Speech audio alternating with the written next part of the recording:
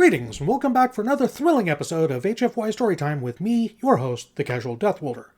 Before we begin, let me take a few moments to give the obligatory like this video, comment on this video, subscribe to the channel, and more importantly, share this video with your wife, your girlfriend, or your significant other of negotiable virtue. Let's try and get this channel to 1,000 subscribers before Christmas.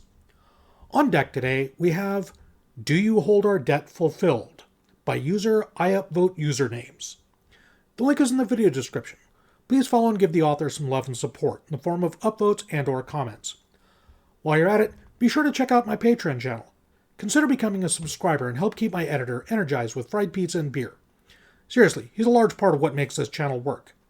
The link is in the video description and in the channel description on both YouTube and Rumble. Also, in the channel description you can find an invite link to our Discord channel. Come hang out with us. And lastly, a quick shout out to my Tier 4 patrons. Russ of the Frozen North, Neo5AC, Nick, Zachary Langmead, and Scared Wolf 1206. Thank you very much. Now, on with the story. Do You Hold Our Debt Fulfilled? Part 1 of the Drake McDougal Cycle.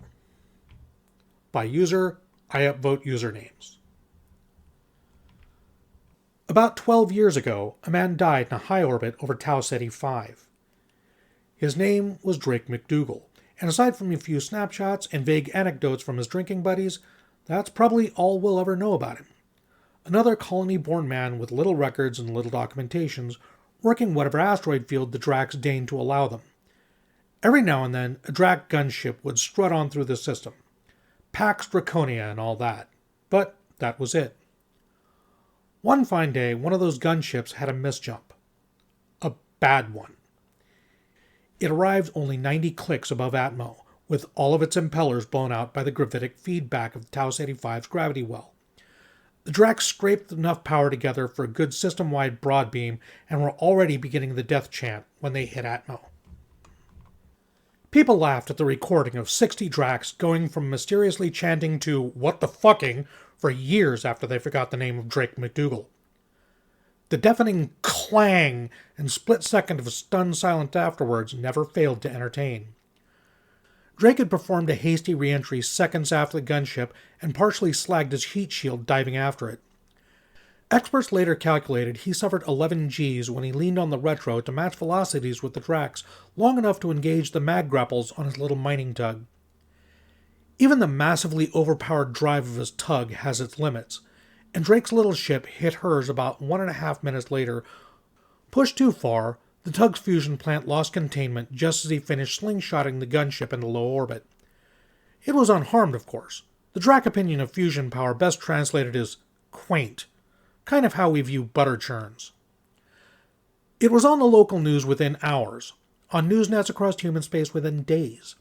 It was discussed, memorialized, marveled upon, chewed over by the daytime talk show hosts, and I think somebody even bought a plaque or some shit like that. Then there was a freighter accident, and a mass shooting on Orbital 5, and of course, the first Vandal attacks on the periphery. The galaxy moved on.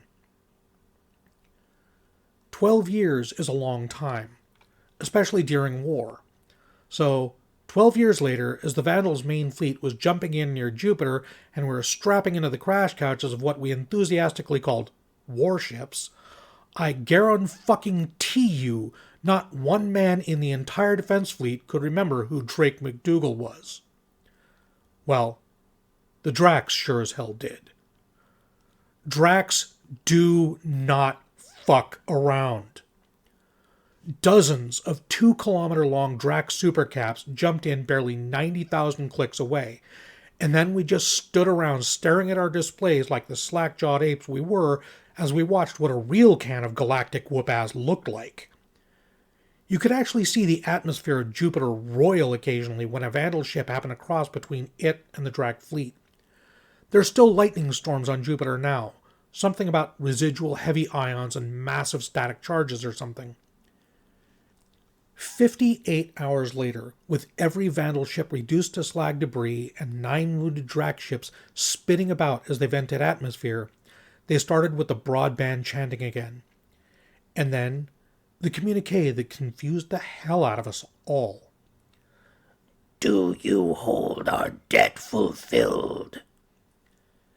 After the 6th or 7th comms officer told them, "We don't know what the hell you're talking about," as politely as possible, the Drac fleet commander got on the horn and asked to speak to a human admiral in roughly the same tone as a telemarketer telling the kid to give the phone to daddy.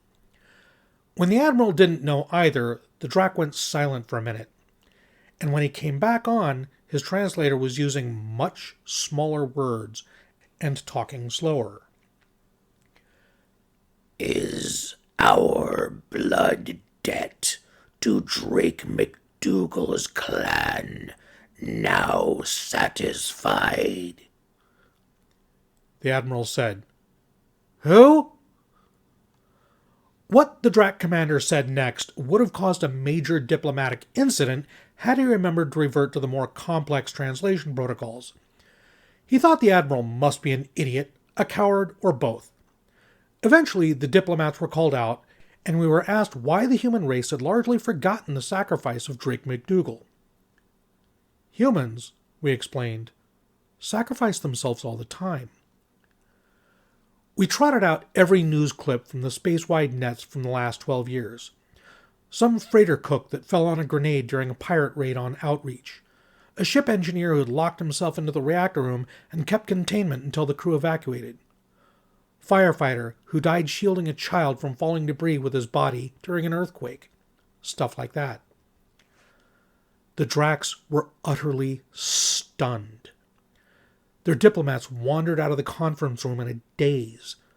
We'd just told them that the rarest, most selfless and honorable of acts that incurred generations-long blood debts and moved entire fleets, were so routine for our species that they were bumped off the news by the latest celebrity scandal.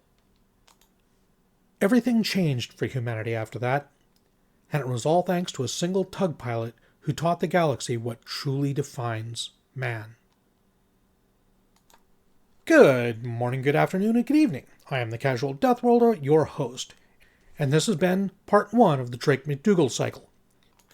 If you enjoyed it, please go ahead and drop us a like and help us out with the algorithm by dropping a comment as well.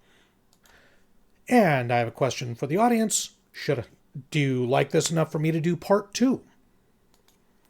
And before I sign out, let me give a quick shout out to my editor, Gregor. Thank you very much, buddy. I could not do this without you. Now, once again, do you like it enough for me to do part 2? Leave your answers in the comments down below. Until next time, be safe, be well. I love you all. Bye-bye.